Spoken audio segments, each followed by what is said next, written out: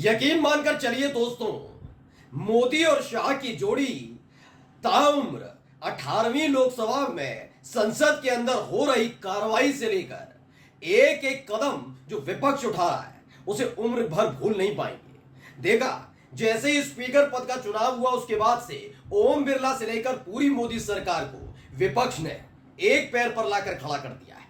मोदी जी की हालत तो यह हो गई, वो खुल्लम खुल्ला संसद के अंदर खड़े होकर बीजेपी उनकी अपनी और आरएसएस की आलोचना को हिंदू धर्म का अपमान बता रहे थे, जिस पर हिंदू समाज टूट पड़ा कि कैसा अपमान, काहे का अपमान। राहुल गांधी ने कहीं कोई गलत बयान नहीं दिया।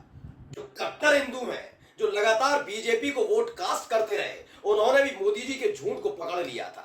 यानी जो संसद के अंदर उन्होंने किया वो इस बार जब पकड़ा गया तो जमकर फजीयत भी हुई है। अमित शाह को बार बार ये बताना पड़ा, समझाना पड़ा ओम बिरला साहब को कि भाई सुनिए सुनिए, झकझोरा उन्होंने कि भाई सुनो, आप भारतीय जनता पार्टी के सांसद हो और उसी लिहाज से मोदी जी के आशीर्वाद से स्पीकर बने हो फिर से, इसलिए विपक्ष पर नकेल कसो। लेकिन ओम बिरला ने भी कोई खास तवज्जो अमित शाह को नहीं दी। लेकिन आज की एक बहुत बड़ी खबर बताने जा रहा हूं। खबर ये कि स्पीकर तो स्पीकर, अब डिप्टी स्पीकर को लेकर जो जंग चल रही थी वो उसमें इंडिया गठबंधन ने बाजी मार ली। जी हाँ, नमस्कार, मैं ओम प्रज्वल गौतम और आप देख रहे हैं टाइम्स एक्सप्रेस। आपको तो मालूम है स्पीकर पद पर कैसे चुनाव हुआ। वैसे तो वोटिंग होनी चाहिए थी, डिमांड भी थी विपक्ष की, लेकिन देखा आपने कितनी आसानी से ध्वनि मत के आधार पर प्रोटेम स्पीकर भर्तृहरि महताब ने ओम बिरला को अगला स्पीकर चुनवा दिया। जबकि के सुरेश भी मैदान में थे और माना जा रहा था कि अगर स्पीकर पद के लिए वोटिंग होती तो क्रॉस वोटिंग हो सकती थी। और लेकिन इन सब के बीच फजीयत से बचने के लिए, अपना स्पीकर बिठाने के लिए यह सब किया गया, लेकिन उन्हीं ने साथ छोड़ दिया है। आज राहुल गांधी ने, अखिलेश यादव ने, तमाम विपक्षी पार्टी के सांसदों ने जिस बुरी तरीके से रगड़ा है ना, बहुत बुरी तरीके से रगड़ा है, उसी ने बता दिया है कि आने वाले 5 साल जब तक सरकार चली तब तक कितना मजबूती के साथ मोदी सरकार अपना पक्ष रख पाएगी। पूरी तरीके से सफाया कर दिया।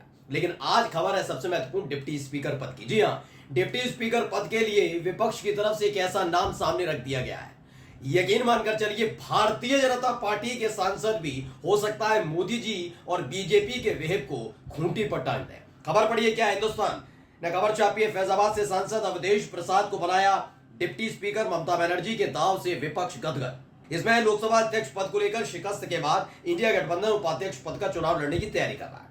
गठबंधन समाजवादी पार्टी से वरिष्ठ सांसद अवधेश प्रसाद पर दाव लगा सकता है। 78 वर्षीय अवधेश प्रसाद दलित समुदाय से आते हैं और फैजाबाद यानी अयोध्या से जीतकर संसद पहुंचे हैं। अवधेश प्रसाद संसद में अक्सर राहुल गांधी के साथ पहली सीट पर बैठते हैं। ये तमाम बातें बताई गई हैं, लेकिन हुआ क्या है खेल असली, वो मैं अब आपको दिखाने जा रहा हूं। खेल ये है कि लोकसभा के डिप्टी स्पीकर पद को लेकर जो चर्चाएं लगातार चल रही हैं उसमें ममता बनर्जी ने खेल कर दिया, और ममता बनर्जी ने जो किया उसका असर अब दिखने लगा है। एनडीए के कई ऐसे सांसद हैं, एनडीए भी जिक्र इसलिए कर रहा हूं कि बीजेपी को लेकर पुष्टि नहीं हुई, लेकिन खबर यह भी है अंदर खाने से कि बीजेपी के कई सांसद जो दलित समुदाय से भी आते हैं और वो उन्होंने चुनाव ही इस आधार पर जीता है, बीजेपी की वजह से नहीं, मोदी की वजह से नहीं, दलित समुदाय से आने की वजह से चुनाव जीता है। उनका अपना कोर वोट बैंक है, उसे नाराज नहीं कर सकते, गलत मैसेज ना चला जाए, इसीलिए अपनी ही पार्टी से वो बगावत कर सकते हैं। फिलहाल ममता बनर्जी ने सीधा सीधा दे दिया, क्या लिखा है पढ़िए। अवधेश प्रसाद हो सकते हैं इंडिया गठबंधन के उम्मीदवार। परंपरा के मुताबिक लोकसभा में डिप्टी स्पीकर का पद विपक्ष को मिलता है। स्पीकर के चुनाव के वक्त आम सहमति से पहले विपक्ष ने डिप्टी स्पीकर पद की शर्त रखी थी, लेकिन बात नहीं बनी थी। ऐसे में उम्मीद कम ही है कि विपक्षी गठबंधन को डिप्टी स्पीकर पद मिलेगा।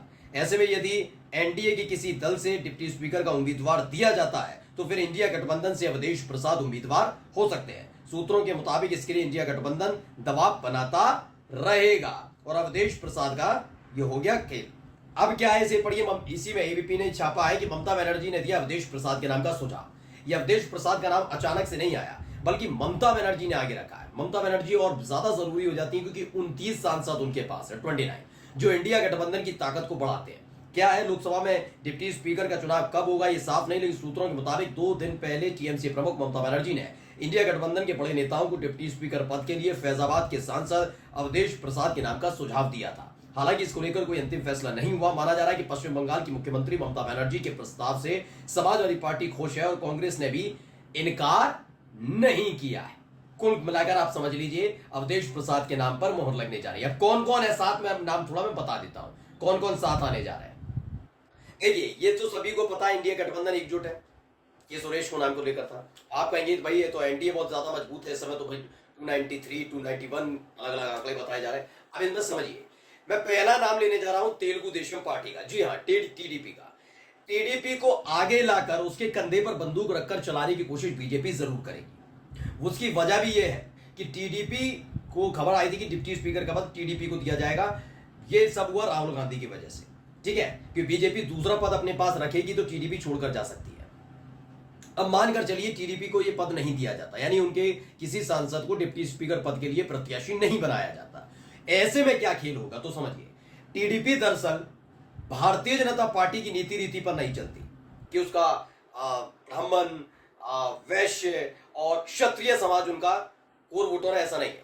टीडीपी के जो वोटर्स हैं वो खास तौर पर मुस्लिम भी हैं, खास तौर पर निचली जाति के, पिछड़ी जाति के लोग हैं। ऐसे में अगर अवधेश प्रसाद आते हैं तो ये बड़ी मुसीबत खड़ी कर देंगे, खास तौर पर बीजेपी के लिए, ठीक है।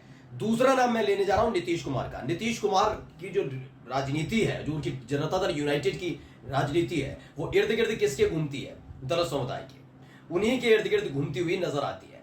अब ऐसे में डिप्टी स्पीकर का पद अगर अवधेश प्रसाद को प्रत्याशी बनाया जाता है तो जनता दल यूनाइटेड पर एक खासा दबाव होगा, क्योंकि जब जब बिहार में राजनीति की बात होती है, मंच पर खड़े होते हैं नीतीश कुमार, तो वो पिछड़ी और अति पिछड़ी जातियों का जिक्र करते हैं, दलितों का जिक्र करते हैं, महादलितों का जिक्र करते हैं, ये बहुत बार जिक्र करते हैं, माहौल बनाते हैं। अब जब मौका मिलेगा कि अवधेश प्रसाद, एक तो चूंकि दलित, ऊपर से अयोध्या वाला मसला, इन दोनों ही मसलों को ध्यान में रखते हुए जनता दल यूनाइटेड भी साथ आ सकती है। तीसरी पार्टी अकाली दल, शिरोमणि अकाली दल भी साथ आ रही है। यही नहीं, एक और पार्टी में नाम बताता जा रहा हूं जो बाहर से समर्थन भी करते हैं, वो कैसे पीछे हटते आएंगे और कैसे इंडिया गठबंधन के साथ खड़े हैं। बीजू जनता दल साथ में है ही है, ठीक है। अब आइए, कई नाम है, बहुत सारे नाम है जो चर्चाओं में है कि कौन कौन से दल है जो टूटकर जाने के लिए तैयार है। अब आप उत्तर प्रदेश की सियासत का जिक्र अगर हम करते हैं तो उत्तर प्रदेश की सियासत में भी लगातार दल और पार्टी की से ऊपर उठकर जो बीजेपी के नेता है, बीजेपी के सांसद हैं, वो भी अपने वोट बैंक उनसे दूर ना हो जाए, उनका कोर वोट बैंक उनसे दूर ना हो जाए, इसके प्रयास में लगे हुए हैं। ऐसे में अगर अवधेश प्रसाद के खिलाफ वोटिंग की गई इनकी तरफ से, तो इनका जो कोर वोट बैंक है, पिछड़े, अति पिछड़े, दलित, महादलित, वो इनसे दूर जा सकते हैं। अब बीजेपी को ऐसा फंसा दिया ममता बनर्जी ने, कांग्रेस भी साथ खड़ी हो गई। अवधेश प्रसाद के नाम की चर्चा भर ने पूरी तरह से हिलाकर रख दिया कि अगर अवधेश प्रसाद उतरते हैं तो डिप्टी स्पीकर का पद, जिसे लेकर बहुत बड़ा बड़ा ज्ञान राजनाथ सिंह दे रहे थे, बीजेपी के नेता दे रहे थे, वो न चाहते हुए भी देना पड़ेगा इंडिया गठबंधन को। यानी समाजवादी पार्टी के अयोध्या से सांसद अवधेश प्रसाद ही अगले डिप्टी स्पीकर होंगे। नमस्कार।